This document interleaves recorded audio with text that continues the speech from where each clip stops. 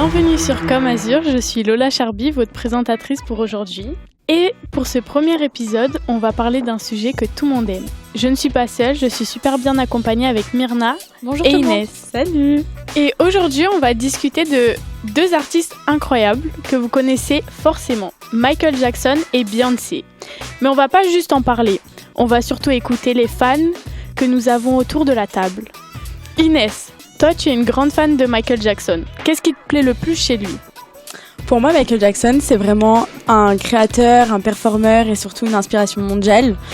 Il a mélangé la pop, le funk, le R&B et le rock pour créer vraiment un son unique et reconnaissable. On reconnaît facilement les sons de Michael Jackson. Et il a vraiment inspiré beaucoup d'autres artistes comme The Weeknd, Cher, Justin Timberlake, mais encore Beyoncé.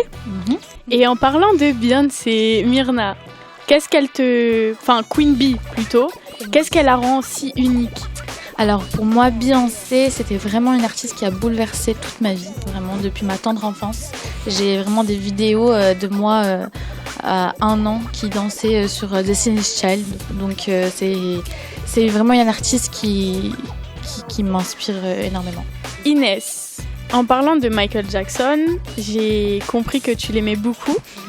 Et quelle est sa vie ? Il faut savoir que Michael Jackson, il a commencé déjà dans le groupe avec ses autres frères, donc les Jackson 5.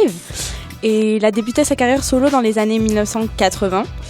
Il a commencé avec l'album le plus vendu de tous les temps, avec plus de 100 millions de ventes, qui est Thriller en 1982. C'est beaucoup. C'est énorme. Énorme. Et encore à l'heure actuelle, il est toujours écouté. Il y a encore des hommages à ses musiques. Par exemple, pour chaque Halloween, en plein Times Square, ils reproduisent la choré du clip pour lui rendre hommage. Je trouve ça extraordinaire. Il a créé le moonwalk, qui est vraiment sa signature, qu'on peut retrouver un peu partout. Chaque artiste le reproduise, même dans des épisodes des Simpsons, il y a le moonwalk. Vraiment, il est super inspirant. Et c'est un véritable showman, il repousse les limites artistiques. Il a vraiment des titres cultes comme Billie Jean, Beat It, Remember the Time. C'est une personne qui est beaucoup imitée, mais ça reste l'unique. Et en parlant de ses musiques, est-ce que tu pourrais peut-être en chanter une pour nous ? Certainement pas. Je sais grave pas chanter. Il faut demander ça à Bianca pour Beyoncé. Elle est beaucoup plus douée que moi. No comment. Alors pour moi, Beyoncé, en parlant un petit peu d'elle, c'est une chanteuse, une danseuse, une actrice, une productrice, une entrepreneuse, une militante. Beyoncé, c'est bien plus qu'une star. Pour moi, c'est une icône mondiale et pas que pour moi, je pense. C'est une femme qui a su transformer son talent en un message social et culturel fort.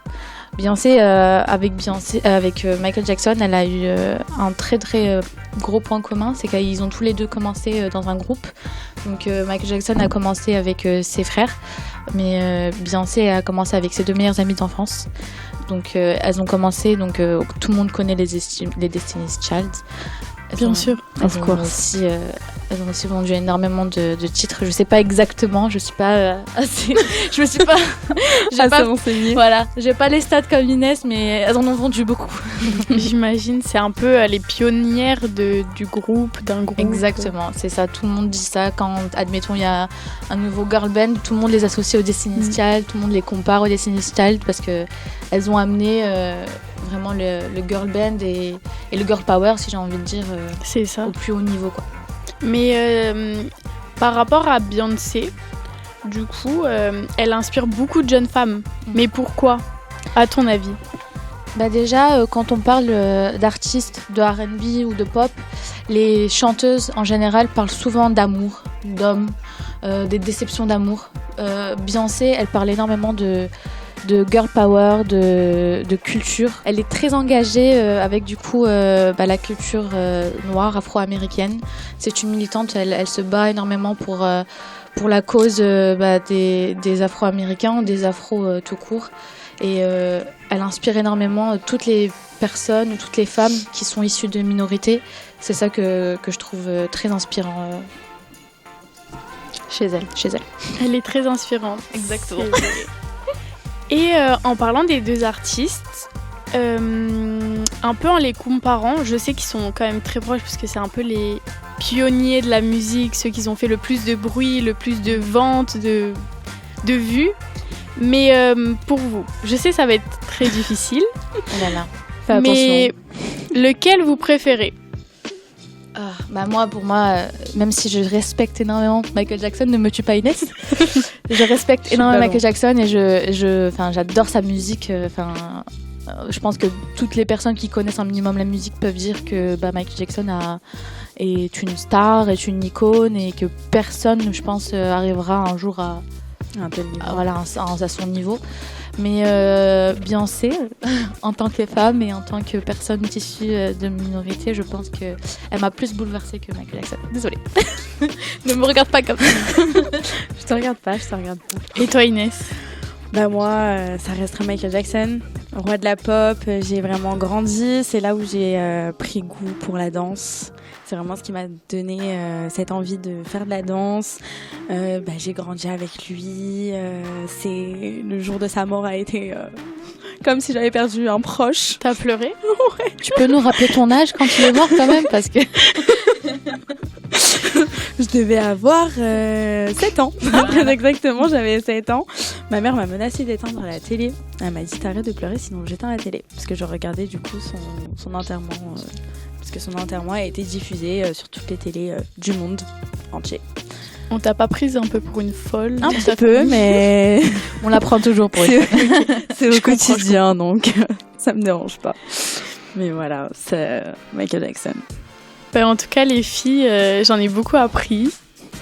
Mais j'ai des dernières petites questions pour vous. Dis-nous tout. On t'écoute. Quelle est la musique qui vous a marqué le plus? Ouh là là. Vos top 3. Ok, top 3, ça va. Top 3. Je suis pas trop méchante. Tu veux commencer? Je commence. Vas-y. Après, c'est un peu comme si tu me demandais de choisir entre mes enfants. J'ai pas d'enfants, mais je pense que si j'avais des enfants, ça aurait pas un peu été la même chose. Moi, je pense que Why Don't You Love Me, c'est une musique que j'adore.